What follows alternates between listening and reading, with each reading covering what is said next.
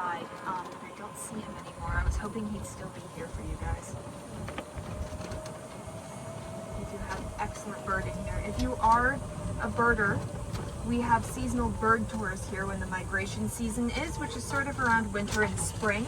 So please come back for those if you would like to have a bird tour. Those are with professional birders. They don't try to make us memorize all the birds because I couldn't do that. It's nearly 200 of them. Over here we have the Beijing cranes, and just behind them, coming into view, you're going to see a small building.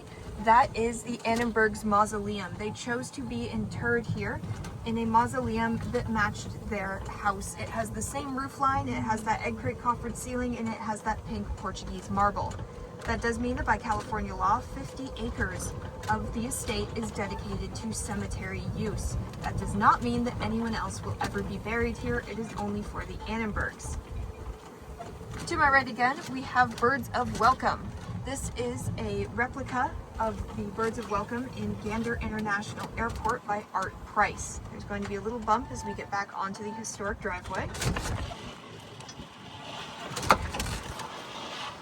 Gander International was the stop in Canada if you were flying from the west coast across the Atlantic to Europe. You would fly across the United States, land in Canada, refuel your jet, and then fly across the Atlantic Ocean to whatever your final destination was. Now, if you have heard of Gander, it's most likely in relation to 9/11. When all of the planes were ordered out of the sky, especially across the eastern seaboard, a lot of them were redirected to Gander International.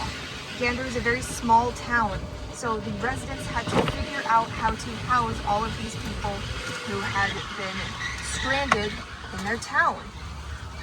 There is a musical about this. It's called Come From Away, so also if you know Gander, it's from the musical. Now, I mentioned Van Gogh's olive trees as the first painting that the two of them brought together. On the estate, there are over 600 olive trees. You can see them to my right now. The olive trees do bear fruit. They didn't fruit when the Annenbergs were here because if you've ever had an olive tree on your property, you know that they are a mess. The Annenbergs would spray them so that they wouldn't fruit. The trust decided that we did not want to do this, and so instead we have annual olive picking with the community. Sometimes there's enough olives that they can be turned into olive oil. That is not every year though, but if it is, the olive oil is available seasonally in the spring in the gift shop and online.